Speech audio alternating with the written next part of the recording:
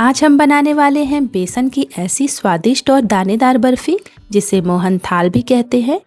इसका स्वाद और खुशबू इतनी शानदार होती है कि एक बार खाने के बाद मन बार बार खाने को करे। आज मैं इसे बनाने का एकदम आसान तरीका बताऊंगी जिसमें सारे प्रोसेस बिल्कुल सिंपल रहेंगे, लेकिन हमारी मिठाई का टेक्सचर और स्वाद आएगा बिल्कुल बाजार जैसा। तो चलिए बिना देर किए शुरू करते हैं। जिसके लिए मैंने 200 ग्राम बेसन ले लिया है, 140 ग्राम चीनी, 100 ग्राम घी, दूध 2 से 3 बड़े चम्मच, कूटी हुई छोटी इलायची, थोड़ी सी पिस्ता और 60 ml मैंने पानी ले लिया है। तो सबसे पहले इम्पॉर्टेंट है कि सारे सामान को हम इकट्ठा कर लेंगे, फिर हम इसे बनाने की तैयारी करेंगे। तो सबसे पहले हम बेसन को चाल लेते हैं छन्नी से। तो इसके लिए हम इस तरह का एक बोल ले लेंगे और इस तरह की एक छन्नी ले लेंगे और इसमें डालेंगे हम बेसन को।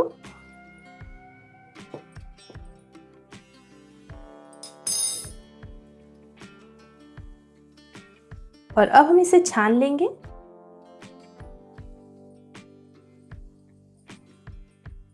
बेसन को छानना बहुत ज़रूरी होता है, वरना बाद में इसमें गुठलियाँ पड़ जाती हैं।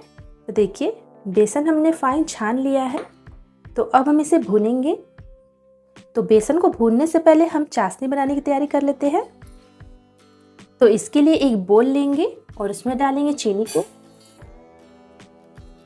और ये जो हमने 60 ml पानी ले लिया था इसे भी हम इसमें डाल देंगे और गैस को ऑन कर लेते हैं और इसे एक बार चला लेंगे। और चीनी को हम अच्छे से मेल्ट होने देंगे, तब तक हम बेसन भूनने की तरफ चलते हैं। तो बेसन को भूनने के लिए मैंने एक कढ़ाई ले लिया है और गैस को ऑन कर लेते हैं। और अब हम इसमें डालेंगे देसी घी। तो मैंने जो यहाँ देसी घी लिया था इसे हम आधा इसमें डाल देंगे। घी इसमें हम आधा डालेंगे, बाकी का घी हम बाद में इस्तेमाल करेंगे। तो देखिए यहाँ मैंने घी को डाल दिया और घी हमारे मेल्ट होने शुरू हो गई हैं। तो अब हमने जो बेसन छान रखे थे इसे हम इसमें डाल देंगे और इसे मिक्स करेंगे। ध्यान रहे इसे हमें लो टू मीडियम फ्लेम पे ही भूनना है, हाई फ्लेम पे बिल्कुल नहीं भूनना है, क्योंकि हाई फ्लेम पे हम इसे भूनेंगे तो ये जल सकते हैं। जितना हम इसे धीमी आंच में भूनेंगे ये उतना ही अच्छा बनेगा। तो देखिए चीनी में भी उबाल आने शुरू हो गई हैं और चीनी भी हमारा लगभग 90% मेल्ट हो गया है। ध्यान रहे इसे हमें बस एक तार की चाशनी बनानी है, इससे ज़्यादा ना कुक करें। तो जैसे ही ये बॉईल होना शुरू हुआ मैंने गैस की फ्लेम को बिल्कुल लो कर लिया है और जैसे ही चीनी हमारी मेल्ट हो जाएगी इसे हम चेक करेंगे। जब तक चीनी मेल्ट हो रहा है तब तक हम बेसन को भूनते हैं।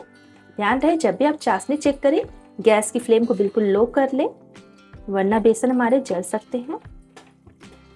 बेसन को हम जितनी धीमी आंच में भूनेंगे बर्फी हमारी उतनी ही अच्छी बनेगी। तो देखिए चीनी हमारी अच्छे से मेल्ट हो चुकी है। तो अब हम इसे एक बार चेक कर लेते हैं। तो इस तरह से हम, तो देखिए एक तार की चाशनी बनने लगी है। तो अब हम गैस की फ्लेम को ऑफ कर देते हैं। तो देखिए चाशनी हमारी बन चुकी है। अब हम बेसन को भूनेंगे। बेसन को हमें अच्छी तरह से भूनना है, क्योंकि मोहन थाल का असली स्वाद और खुशबू इसी स्टेप से आती है। फ्लेम को अभी धीमा रखेंगे और बेसन को लगातार चलाते हुए भूनेंगे। जब हमें लगेगा कि कढ़ाई हमारी ज़्यादा ठंडी हो गई है तब हम गैस की फ्लेम को मीडियम कर लेंगे, पर ध्यान रहे हमें इसे लगातार चलाते हुए भूनना है, नहीं तो ये तले में पकड़ सकते हैं और जल सकते हैं। बेसन को थोड़ी देर भूनने के बाद अब हम इसमें बचे हुए घी को डालेंगे और इसे मिक्स कर लेंगे। घी को हम बिल्कुल लो फ्लेम पे ही मिक्स करेंगे ताकि ये नीचे से जले नहीं और घी भी अच्छे से मेल्ट हो जाए। आप चाहे तो घी को मेल्ट करके डाल सकते हैं। बेसन को हमें तेज़ फ्लेम पे जल्दी जल्दी भूनने की कोशिश बिल्कुल नहीं करनी है, वरना नीचे से बेसन जल सकता है और ऊपर से कच्चा रह सकता है। इसलिए धीरे धीरे भूनते हुए इसे अच्छी तरह हम पकाएंगे। जैसे जैसे बेसन भुन रहा है आपको इसका रंग थोड़ा बदलता हुआ दिखाई देगा और इसकी खुशबू भी काफ़ी अच्छी आने लगेगी। लेकिन सिर्फ खुशबू आने पर इसे तैयार मत समझिएगा। बेसन के अंदर की कच्ची महक पूरी तरह से खत्म होना बहुत ज़रूरी है। आप देख सकते हैं कि शुरुआत में बेसन थोड़ा सूखा और भारी लग रहा था, लेकिन धीरे धीरे भूनने के साथ इसकी कंसिस्टेंसी बदल रही है। यही वजह है कि इस स्टेप में जल्दबाजी नहीं करनी चाहिए। अच्छी तरह से भुना हुआ बेसन ही मोहन थाल को बढ़िया स्वाद और टेक्सचर देगा। और मोहन थाल में एक चीज़ जो मुझे सबसे ज़्यादा पसंद आती है वो है इसका दानेदार टेक्सचर। आगे जब हम इसे बाकी सामग्री के साथ मिलाएंगे तब यही भुना हुआ बेसन इसे बहुत अच्छा स्वाद और टेक्सचर देगा। इसलिए अभी का ये थोड़ा लंबा प्रोसेस होने वाला है, बिल्कुल स्किप मत कीजिएगा। 16 से 18 मिनट भूनने के बाद आप देख सकते हैं कि बेसन कितनी अच्छी तरह भुन चुका है। इसका रंग भी बदल गया है, ये बिल्कुल सॉफ्ट और गीला हो गया है। खुशबू भी बहुत अच्छी आ रही है और कच्चे बेसन वाली महक बिल्कुल नहीं है। अब बिना देर किए हम अगले स्टेप की तरफ बढ़ेंगे, क्योंकि आगे के स्टेप हमें थोड़ा फास्ट करने होंगे। और अब हम गैस की फ्लेम को हाई कर लेंगे और इसमें 2 चम्मच दूध को डालेंगे।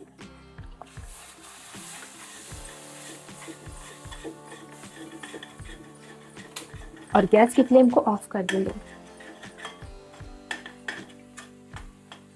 तो देखिए बेसन में हमारे दाने अच्छे से आ गए हैं। अब हमने जो ये रेडी कर रखी थी चाशनी, इसे हम इसमें डाल देंगे।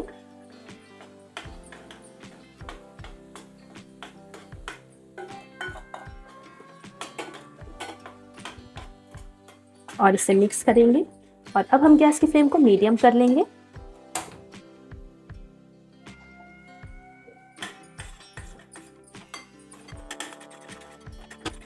हमें इसे लगातार चलाते हुए रहना है। तो देखिए ये तले छोड़ने लगे हैं। बहुत ज़्यादा इसे नहीं भूनना है वरना ये हार्ड हो जाएंगे। तो देखिए ये कढ़ाई हमारी अच्छे से छोड़ने लगी है। तो अब हम गैस की फ्लेम को ऑफ कर देंगे और इसमें हम कूटी हुई छोटी इलायची डाल देंगे और इसे मिक्स कर लेंगे। और इसे हम फटाफट से कंटेनर में डालेंगे।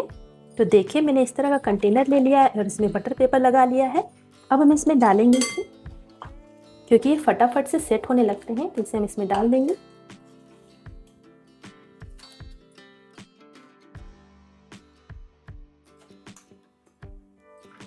और इसे हम अच्छे से फैला लेंगे, सेट कर लेंगे। तो देखिए मैंने इसे शेप अच्छे से दे दिया है। और अब हम इस पे डालेंगे पिस्ता।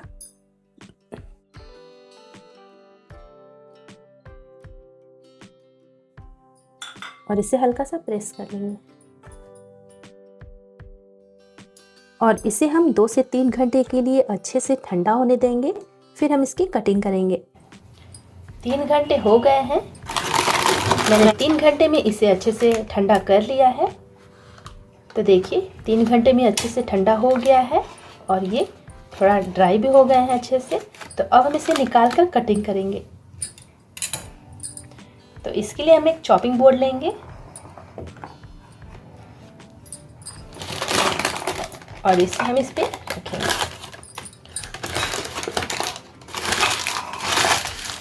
और इसे हम निकाल लेंगे। तो देखिए बटर पेपर पर ये आसानी से निकल जाता है। और अब हम इसकी कटिंग करेंगे।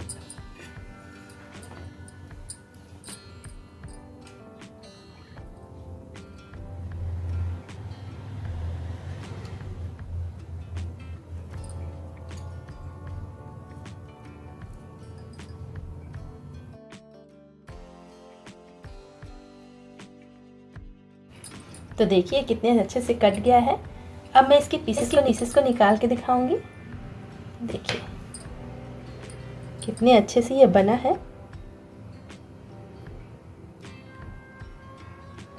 तो अब हम इसे सर्विंग प्लेट में निकाल लेंगे। मैं आपको तोड़ के दिखा देती हूँ। तो देखिए इसका टेक्सचर कितने अच्छे से बना है। तो अब हम इसे सर्विंग प्लेट में निकाल लेंगे। तो इसके लिए हम एक प्लेट ले लेंगे और इसे इसमें निकाल लेंगे।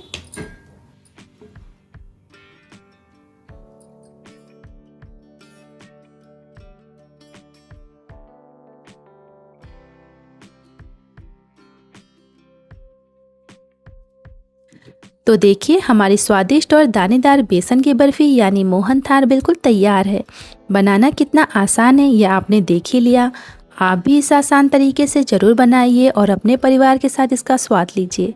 फिर मिलेंगे एक स्वादिष्ट रेसिपी के साथ, तब तक के लिए बाय बाय।